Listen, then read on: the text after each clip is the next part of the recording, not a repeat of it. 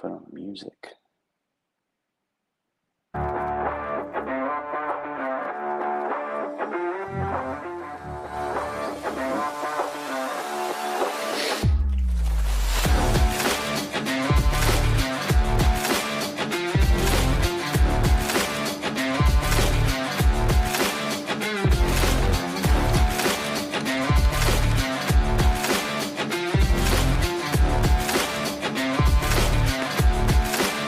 Morning, everybody.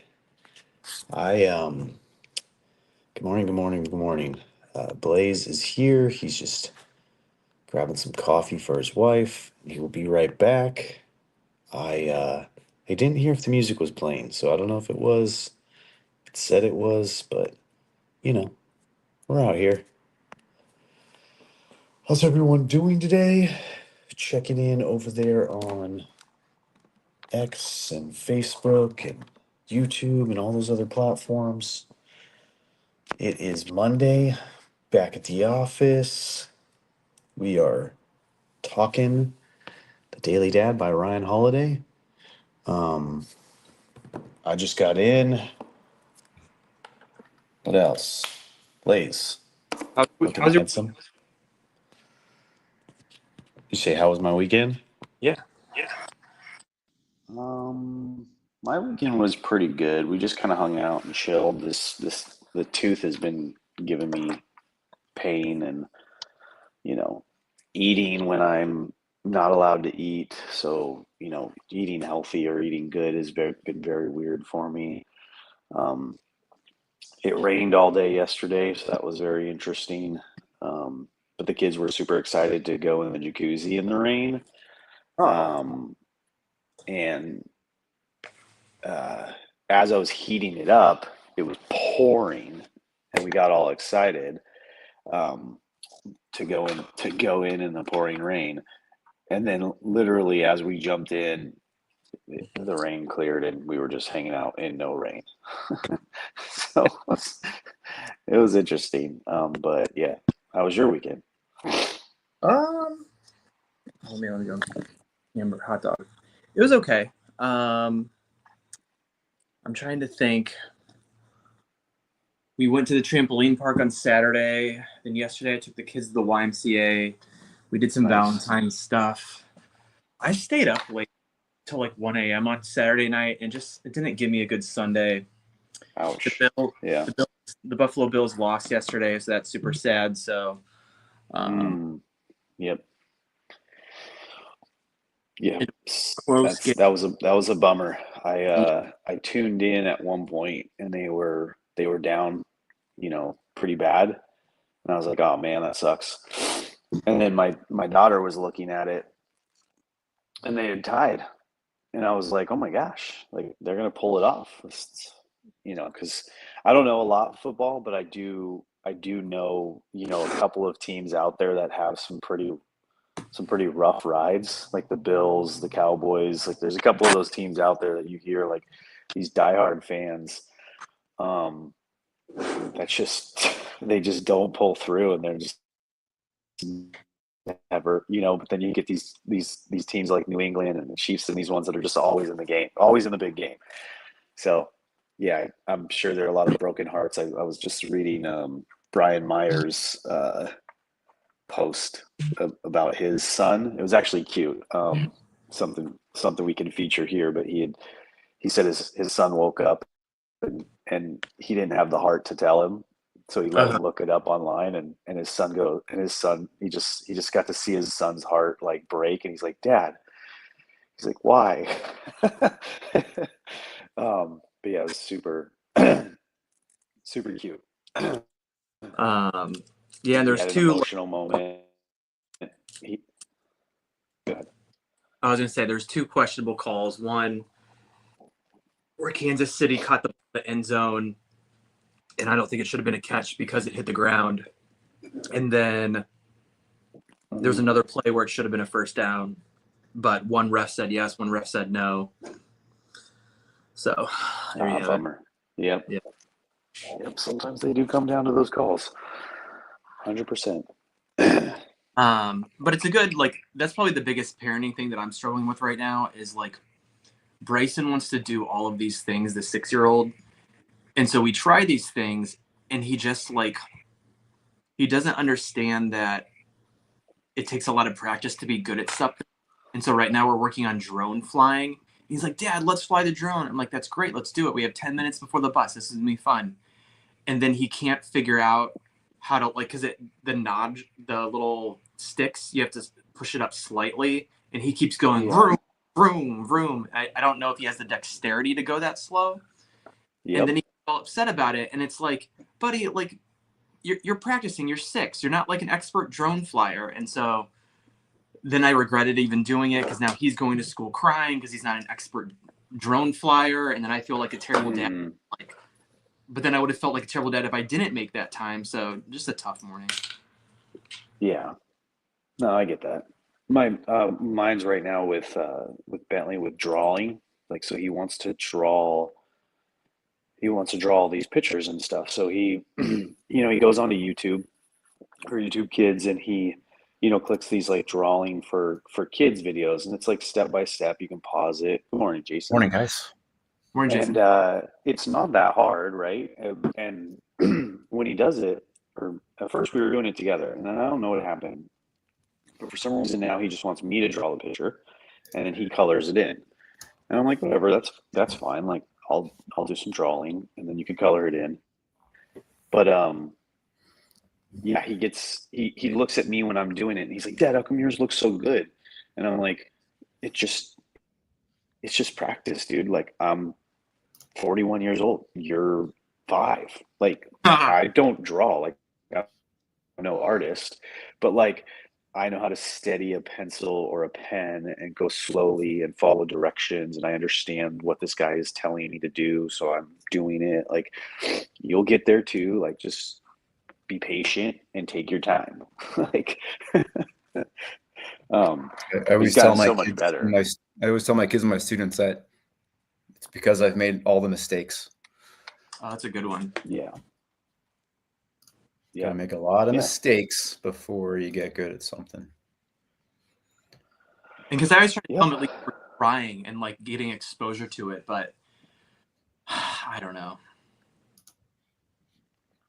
But for gratitude for the weekend, he never seems too interested in sports, but we went to the YMCA yesterday, and he wanted me to throw him the football, and he was practicing like dribbling. So I don't know if it's like kids from school that he wants, but he's never shown interest like that. So I'm like, all right, let's try and build off of this.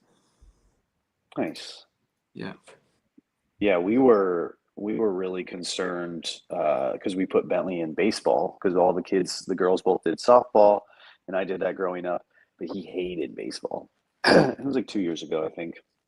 So he's a little young, but he loves basketball. So he's having a really good time in basketball, and he's it's just a monthly thing. Like, it's just a monthly commitment, like 3 weekends out of the month. Yeah. And every month we ask him, and he asks to sign up for another month. So I love that he's getting into something. That's awesome. Oh, Craig, you're so sweet. Good morning, Craig, or good evening. Did Craig jump in with you yesterday? I think I saw his beautiful mug. That's awesome. Yep. He was up talking, hanging out. I couldn't believe every time I hear more and more of his story, I'm more and more impressed with the guy. It makes sense why he's here, and he's so Craig. Yeah. But like the way that he and his wife separated was just very admirable. Like it was clean. They stayed friends, they supported each other, all that stuff. And it was just, it was beautiful because I didn't grow, we were talking about modeling a good relationship yesterday, and I didn't grow up that way. So I had shared like how my parents grew up divorced and mean and spiteful and all that stuff. And he's like, yeah, I grew up the opposite. My parents were together the whole time, holding hands, every single day. And then me and my wife, the way that we split. So it was very interesting. 3 different takes. Oh man, you have me I don't hold my wife's hand every day. So now I'm thinking, is that something I need to do? Somebody somebody put a challenge on X the other day that was like, text your wife and ask her to be your Valentine and share the response, which for like some couples is probably like very normal, but like I've never done that, I don't think, since we're married. So I might try that experiment and see what happens. I think a good way to classify those things is to do the things that are not expected. Like, of course, we're probably going to be each other's Valentines, but keep it fun and ask them. Yeah. Yeah, I was really enjoying Craig's take yesterday. I jumped in with the intention of contributing, but I was doing too many things, so that's why I kept coming back in and out. And I was in Florida for another person's birthday. My very, very best awesome friend Jess was turning 40, and I felt bad that I wasn't with Ryan for his 42nd, but I figured 40 is the cornerstone. 42 is now just another number. Yeah. Did you talk to your brother yesterday? I don't know where Ryan is. Dom, I've been listening to you kind of handle these things, and I don't know if I could do a whole half an hour by myself. If I were Oh, to it was ever, rough, dude. I was looking at the time so much. well, I was like, props- how's it props only to been you 12 for- minutes? I feel like it's been a year. Yeah. Props Well, to many you for doing that. fans make life work, so I think his schedule's good. For the viewers turning in, if you want to know which dads are going to be here this week, I know the only day that I can't be here this week is Wednesday, so I should be here all the other days. Like, should we coordinate? Should we be like texting this stuff, or should we just keep it a surprise every morning? I thought we'd fill out a sign up genius. And then I'm supposed to be camping next weekend, so I won't be here next Saturday, Sunday. But I think I have a feeling that's where Ryan is. I don't really. Seems like they go camping for big events, so I think that's where they went. what's your gratitude for the weekend, Jason? I got to spend some time away from my family, celebrating a bonkers 40th birthday down in Florida. And it was also snowing, so it's like I left snow, and it was really weird because like we go there like once every 2 years. Yeah. And I was still like wearing my Colorado clothes, and I was comfortable. And it was like awesome weekend. Kind of wish Kristen was there because they're like our best Colorado friends. Mm. And it's a really good.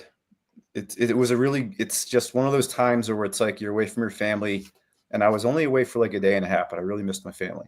But I really valued the time away to just kind of break out of my routine that gets hard in the winter. I have the drudges right now. I need to I'm trying to restart everything today. Now, I was going to say absence makes the heart grow fonder, and you're making me think about the retreats that I need to go on. And I think that's awesome. But I'm so sick of winter. I'm sick of cold. I'm sick of snow. It's just so hard to drag our body out. And like I might have gotten 10,000 steps twice this year just because like it's so cold, and I need to do some Lean Six Sigma on my daily activities is what I need to do. Yeah. Something that I've found helpful is kind of like a reframing of how I think. Yeah, restart is the first thing that comes to mind. Like today, I might consider it a restart, but instead of a restart, just restarting is just a word that gets me, like, it doesn't motivate me because I've been here before. Like I've been at this point where like I haven't been hitting my mornings. Like personally, I think the past like maybe 2 months have been really good. Like I feel good about that, but like my workouts aren't consistent. So I try to think about it in cycles. Like it's an iteration of whatever my plan has been. It's like, what am I going to change this time? Because restarting is demoralizing, but reworking it is not. Huh. You make me think about like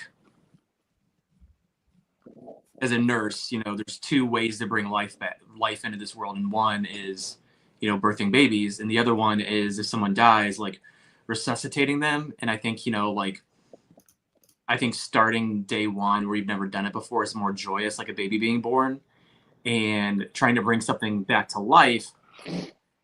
I want to say that it's exciting, but I don't think that's the right verbiage, because it's literally like a life and death situation, but it's definitely like a lot more adrenaline. And I think there's a lot more dopamine with that, where it's like, if you are able to bring that person back, but then it comes with that's high risk, high reward, where it's like, you might not bring this person back. And that's like the saddest thing in the world. There's a loose tie there with restarting your workouts, but resuscitating them. Resuscitating, that's also a great word. So, the reading today, though, you can be a parent anywhere. To me, it wasn't. I took it two ways. The first way being, you can parent your kids anywhere. But I thought even like, I don't think that was the message. I think the message was, you can parent people besides your kids. Is that kind of the message today? Repeat what you said. Was the message today from the Daily Dads, you can be a parent anywhere? Was it talking about like, you can be a parent to people that aren't your kids? Yeah, I took it as that. This was a good teacher reflection too. Oh yeah. I even took some notes. But so here, a lot of like a few thoughts that I wrote down was like, it's like when I'm in a class, it's like, how does my parenting and my teaching, how are they the same? And also when I'm interacting with kids, or, sometimes there's a one-off where we get into deeper discussions. It's like, am I teaching or guiding in a different way that their parents are? Am I a parent? Like I've had one, maybe two of the past 11 years where I've had a student confide that I'm like their parent, which I'm really thankful for. They didn't tell me that until the end of the year. So that was a really good reflection point where I was like, what did I do? Like, what was how did I do that to be that person to this kid? So that's a thought. Now going forward, it's like, am I going to be a parent to another kid who doesn't maybe have a dad or an adult? So that puts a little bit more weight on teaching for me. It's like, oh yeah, what I say really does matter. So it's like, watch the sarcasm. What's the doctor's creed? Oh, do no harm. Do no harm. Always act with the best intentions. So those were some of my thoughts from the reading today. Oh man, teacher to teacher. One of the things that we've been talking a lot about in our teacher meetings is there's one school of thought that says that we need to not coddle these students so much because we're trying to get them to be safe professional nurses. But from the other perspective, it's everyone comes from these different backgrounds and needs supports in other places. And so that's what my mind is bringing me to a lot with today's reading. Yeah. Do we coddle? Am I coddling? Yeah, that's a good thought too. Both with my students and my kids. It's like, when should I drop the hammer? And Dom, what it makes me think of you, and it's something I'm probably even jealous of, is I know that you've said you have like a really good like mentor in your life. Do you think that plays into the reading at all today? Yeah, I mean, I wasn't thinking that. I was truthfully, I read it seconds before we started this video, so I don't know that I processed it enough. But I like that take. I know a part that I've learned in Stoicism is that we should never stop learning. We should never stop growing. That you can learn from everyone. Like people are sitting here on the stage. I have I have a nurse, and I have an art teacher. So you guys are both my masters in those different degrees. So I can learn, countless things from both of you, just like I can learn countless things from every person that I interact with today. And, to not go through the world thinking that are that more than anyone else, or that you're ever the smartest person in the room. I think Mm. there's also a saying, like, if you're ever the smartest person in the room, like, you're in the wrong room, or Yeah. something along that line, So, I do like that take on it, is like, you could you can be parented anywhere. Yeah. And you can be parented at any point in your life, like, maybe not parented, but taught. Um, yeah, I like that. As far as, like, the way I took the reading, as just like straight parent to kid, and just took it as, like, there's always a time and a place for, like, the deep, like, parenting, like the disciplined parenting, like those are usually behind closed doors and at your house. Hmm. But there's always opportunities out in the real world, at the grocery store, on the side of the road, while driving in traffic, like, that you're parenting. It's going along the same lines of the readings that we've read in the past couple of days, is that, like, they're always watching.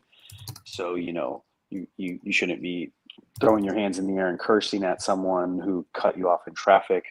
They're always watching. So, you shouldn't just brush off the person asking for help on, the side of the road, or outside the local grocery store. Um, I think it's like that is how I kind of read this reading today. Hmm. Yeah, Dom, I really like what you just said. This was something I was thinking about last week too. Is like the mentors that we have even as adults, and like seeking the people that can mentor you or make you better. You two are on the Yeah. top of my list for sure. Um, but I think that's something that kind of helps me feel young, is like there's always something you can learn from everybody. Like how can this person that you've met be your mentor? Hmm. That kind of drives who I keep in contact with.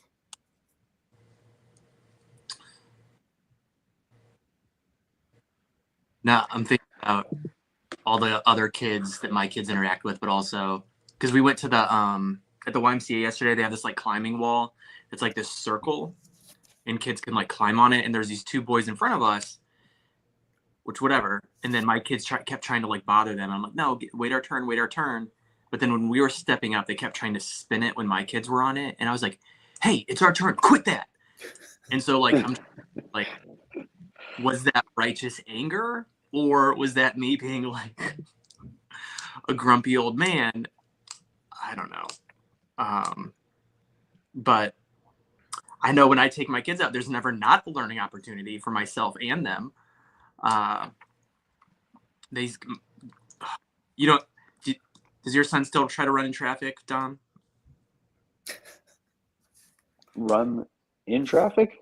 Well, like whenever we go to a big parking lot, my kids are always trying to race to the door, and I'm like constantly like, "You are going to get hit by a car and murdered.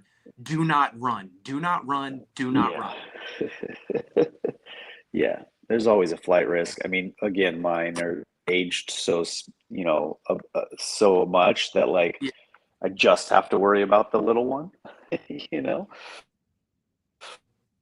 that is the benefit that, when people say, like, there's downside and there's upside, right? Like, that's my benefit, is like, I've only ever had one young one.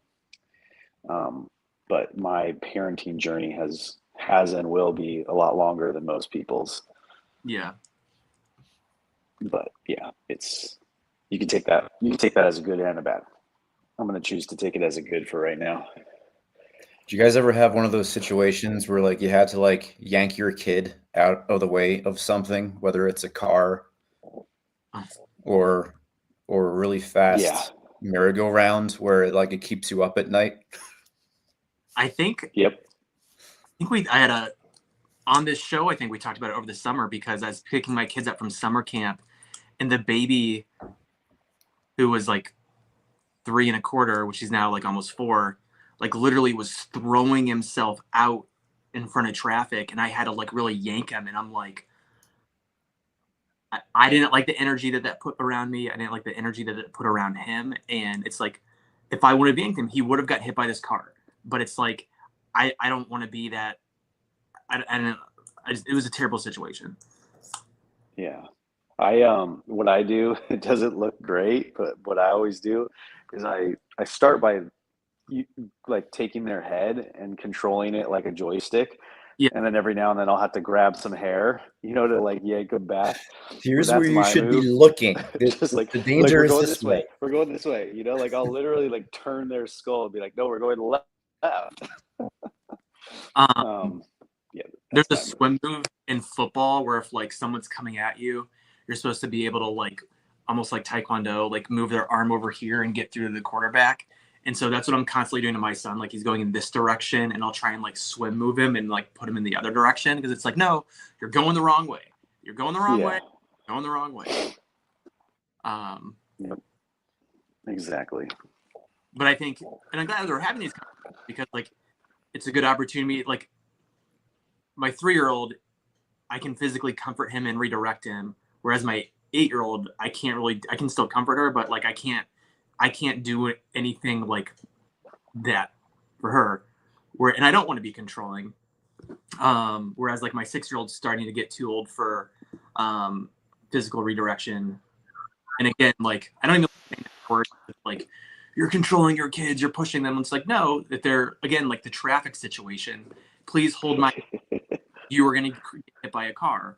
Whereas my daughter's, I want to hold your hand. I'm like, all right, girl, they'll love you, baby.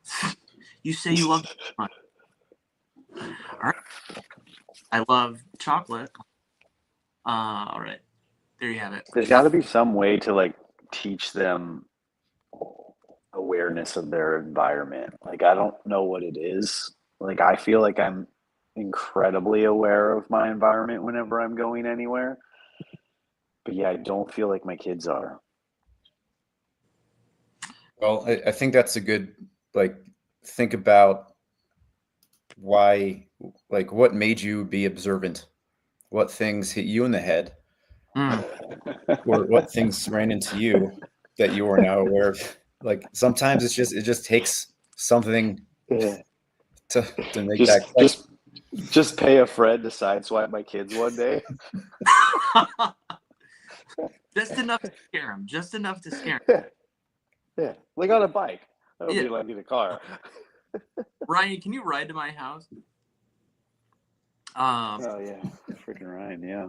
But Jason, you bring up such a good point, and it's something I haven't thought about. Is like I think I need to put myself more in the perspective of, especially my 6-year-old. My 3-year-old, I know perspective is he just wants to be a big kid, and he's not. He's not a big kid. So, lots to unpack and think about there. It's like, yeah, I just feel like it's like you can say so many things, right? It's like even with bedtimes, it's like our kids go nuts at bedtime, and like and I was telling my wife, like, let's just go to bed, and they'll realize, oh, if we don't get our shit together, they're just gonna leave us and go to bed. No back scratches, no bed reading, no milk, no nothing, right? Yeah. Oh, that's a thread I use. If you don't come here right now, you're going to bed by yourself in your room, lights off. I know. Mean dad over here. All right, we're close to time. Anybody any last words or anything? I'm gonna keep saying happy birthday to Ryan until we actually shows see up. him. He just didn't want us to sing, but we'll get him. It'll be a couple days later, but we'll all sing to him. Yeah. All right, mugs of coffee, hearts of gratitude. Hearts of coffee. Happy Monday. Mugs of gratitude. Have a good day, guys. See you guys. See you guys.